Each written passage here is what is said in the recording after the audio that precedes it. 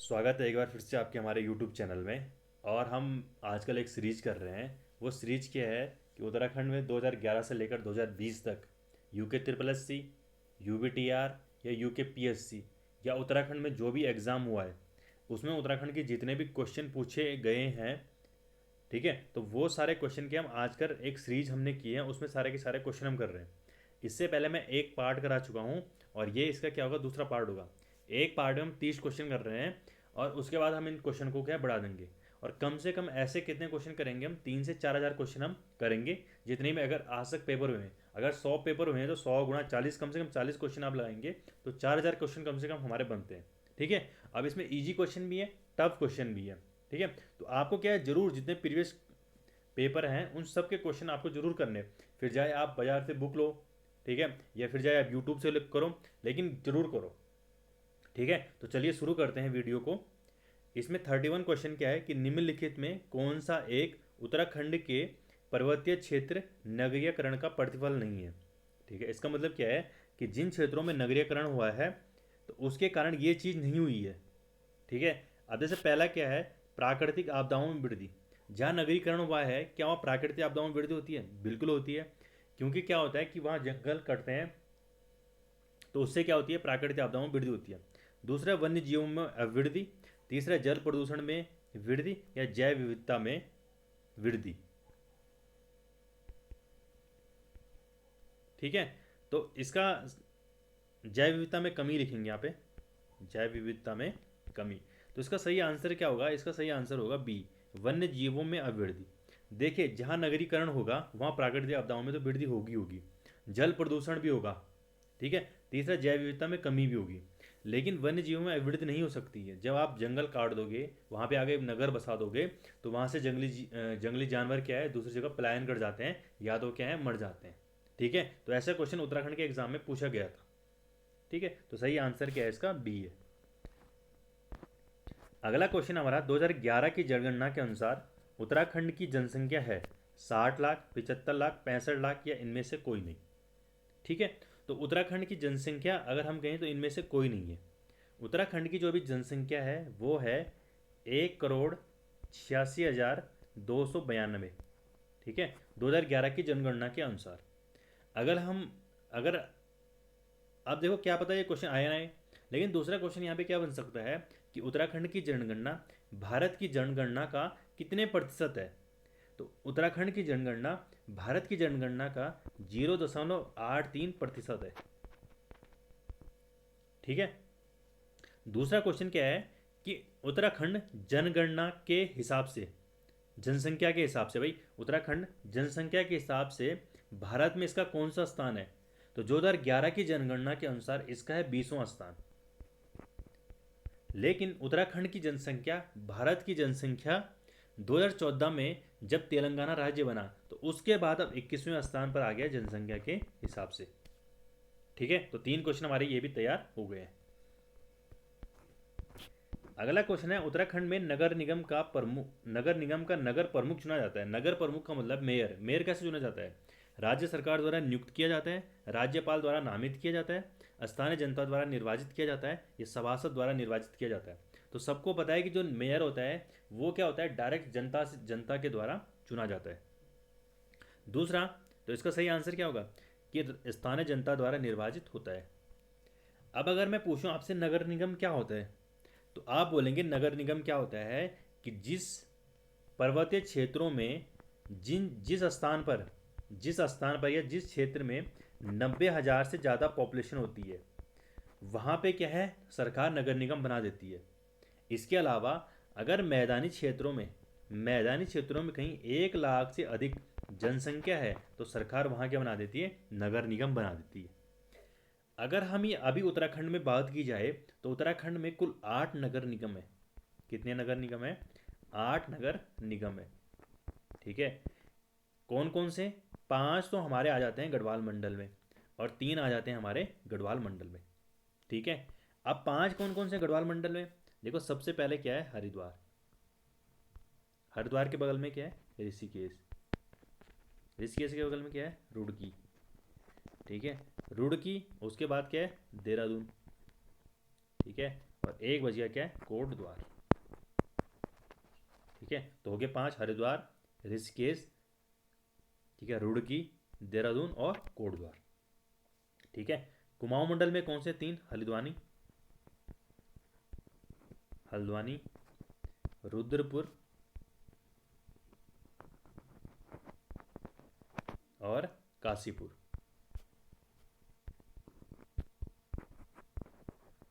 ठीक है, तो ये कितने 8 नगर निगम है कुल उत्तराखंड में, हरिद्वार, रुड़की, देहरादून, कोटद्वार, ऋषिकेश, हल्द्वानी, रुद्रपुर और काशीपुर। ठीक है, अगला क्वेश्चन देख लेते हैं 34 कि गढ़वाल चित्रकला से जुड़ा एक प्रसिद्ध नाम क्या है, मंगत राम, मौलाराम, बालक राम या तुलसीदास। तो सबको पता है कौन सा गढ़वाल चित्रकला से जुड़ा एक प्रसिद्ध नाम, वो है मौलाराम। ठीक है, अब देखो मौलाराम जो है उत्तराखंड में आए कैसे। देखिए 1658 में क्या होता है कि दारो सिको का पुत्र होता है सलमान सिको। ठीक है, दारा सिको का पुत्र है सलमान सिको।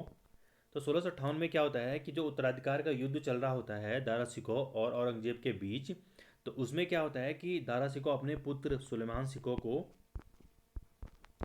सिको को कहाँ भेज देता है, गढ़वाल में भेज देता है। गढ़वाल में कहाँ भेज देता है, श्रीनगर में भेज देता है। ठीक है, तो जब गढ़वाल में सुलेमान सिको यहाँ आता है तो ये अपने साथ 2 लोगों को लाता है, एक का नाम होता है श्यामदास और दूसरा का नाम है हरदास। ठीक है, अब जो इसमें हरदास था उसका पुत्र था हीरालाल और हीरालाल का पुत्र था मंगत राम और मंगत राम का पुत्र था मौलाराम। ठीक है, और यही मौलाराम क्या है, गढ़वाल में बस जाता है यानी श्रीनगर में बस जाता है और इसका जन्म होता है श्रीनगर में 1743 में और मृत्यु कब होती है, 1833 में होती है। और यही मौलाराम आगे जाकर के बनता है, एक प्रसिद्ध चित्रकार बनता है। लेकिन अगर मौलाराम का हम पारिवारिक पेशा देखें तो मौलाराम का जो पारिवारिक पेशा था वो सुनार था। क्वेश्चन आता है, क्वेश्चन आया हुआ है कि मौलाराम जो था उसका पारिवारिक पेशा क्या था, सुनार था। मौलाराम ने इसके अलावा मौलाराम ने बहुत सारी पुस्तकें भी लिखी हैं, जैसे गढ़वाल राजवंश का इतिहास। ठीक है, इसके अलावा मन मत सागर, गढ़ गीता। ठीक है, ये सारी की सारी पुस्तकें किसने लिखी है, मौलाराम लिखी है। इसके अलावा मौलाराम एक चित्रकार भी, बहुत प्रसिद्ध चित्रकार भी था। इसने बहुत सारे चित्र बनाए गढ़वाल राजाओं के भी, या बहुत सारे इसने पेंटिंग्स बनाई।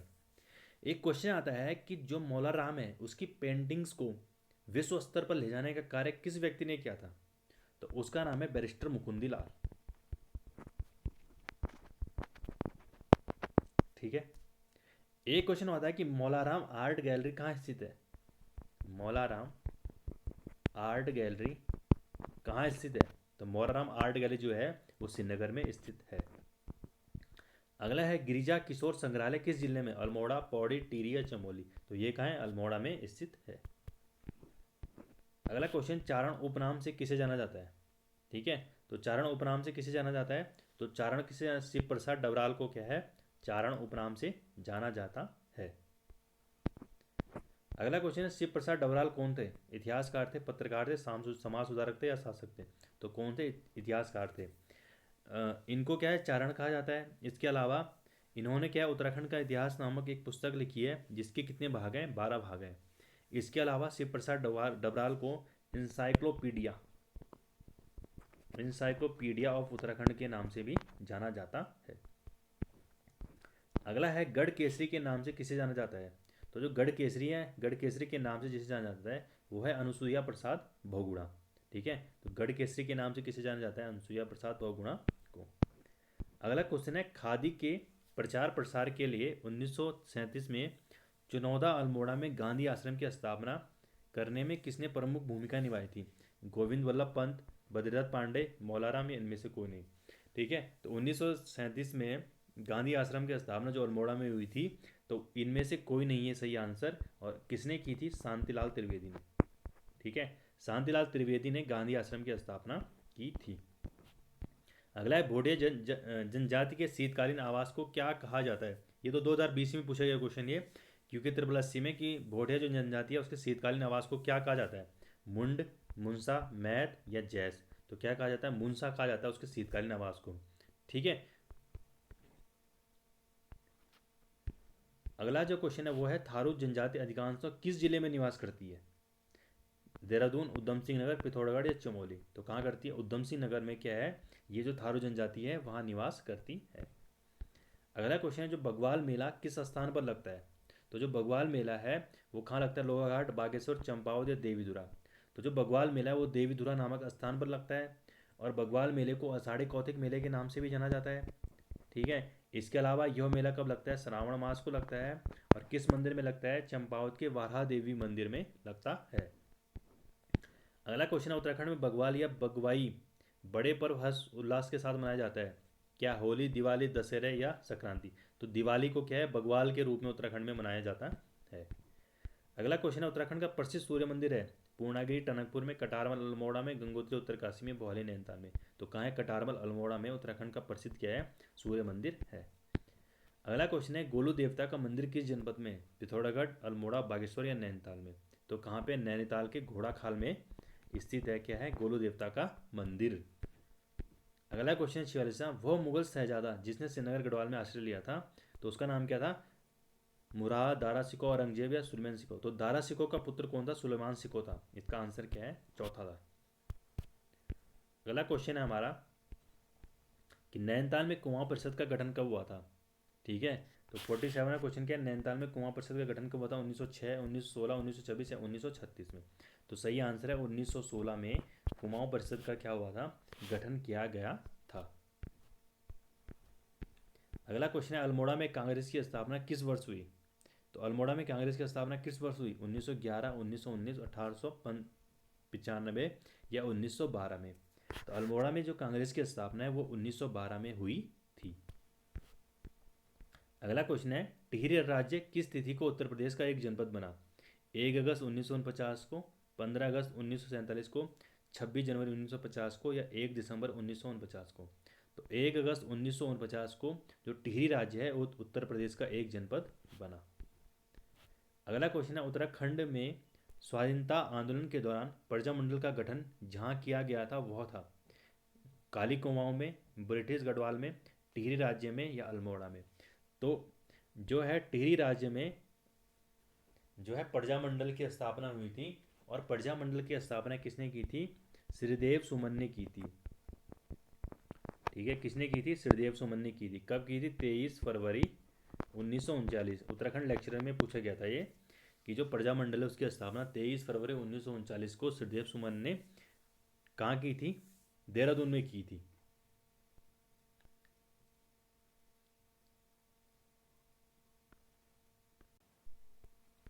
अगला क्वेश्चन देख लेते हैं, कुमाऊं का प्रथम कमिश्नर कौन था? ई गार्डनर, सन Henry Ramsay, G. W. Traill या J. H. बेटन? तो कुमाऊं का प्रसिद्ध जो गवर्नर था वो था ई गार्डनर। ठीक है, तो कौन सा था? E gardener. अगला क्वेश्चन है, चांदपुर का राज्य स्थित है? पौड़ी गढ़वाल में, पिथौरागढ़ में, चमोली में या अल्मोड़ा में? तो चांदपुर गढ़ क्या है? चमोली में स्थित है। और चांदपुर गढ़ क्या था? जो 52 गढ़ थे उनमें से एक गढ़ था। और यहीं पे आगे जाके क्या होती है? चांदपुर गढ़ चमोली में ही जो पंवार वंश है उसकी स्थापना होती है। अगला क्वेश्चन है, उत्तराखंड जो राज्य है उसमें महिलाओं के लिए कितना प्रतिशत क्षैतिज आरक्षण है राज्य सेवाओं में? यानी कि जो भर्तियां निकलती हैं हमारी, उस भर्तियों में कितने परसेंट आरक्षण है? 5, 10, 30 या 20? तो उत्तराखंड में जो राज्य सेवाओं में 30% आरक्षण है, जबकि पंचायतों में महिलाओं को कितना परसेंट आरक्षण है? 50% आरक्षण है। अगला क्वेश्चन हमारा, उत्तराखंड की प्रथम पुलिस महानिदेशक कौन थी? C. भट्टाचार्य, कौशल C. भट्टाचार्य या कंचन C. भट्टाचार्य या निम्नलिखित में से कोई नहीं? तो उत्तराखंड की जो प्रथम महिला पुलिस महानिदेशक है वो कंचन C. भट्टाचार्य थी। अगला क्वेश्चन है, उत्तराखंड में हिंदुस्तान मशीन टूल्स का कारखाना कहाँ है? रायपुर देहरादून में, रानीबाग नैनीताल में, हरिद्वार में या कोटद्वार में? तो रानीबाग नैनीताल में जो है हिंदुस्तान मशीन टूल्स का क्या है? कारखाना है। अगला क्वेश्चन है 56, कुमाऊं में द्रोण माप तौल इकाई थी, किसकी थी? ये द्रोण माप एक तौल इकाई थी तो किसकी थी? पानी के लिए, जमीन और अनाज के लिए, जमीन के लिए या लकड़ी के लिए? तो जमीन और अनाज के लिए जो है ये तौल माप की एक इकाई बनाई गई थी। अगला क्वेश्चन है 57, गांधी जी ने श्रीमद् भगवद गीता पर अपनी प्रसिद्ध भूमिका अनासक्ति कहाँ लिखी थी? ठीक है, तो कहाँ लिखी थी? अल्मोड़ा में, हरिद्वार में, कौशानी में या हरिद्वार में? तो जो गांधी जी हैं उन्होंने श्रीमद् भगवद गीता जो लिखी थी वो लिखी थी कौशानी में। ठीक है। 1929 में गांधी जी क्या है, कौशानी में आए थे, और वो यहाँ क्या है 14 दिन रहे थे। ठीक है। उन्होंने अपना एक लेख लिखा, उसका नाम था यंग इंडिया। क्या था? Young India. और यंग इंडिया में इन्होंने क्या कहा, कौशानी को भारत का स्विट्जरलैंड कहा। ठीक है। कौशानी के निकट एक जो है पिनाकेश्वर महादेव भी है। क्या है?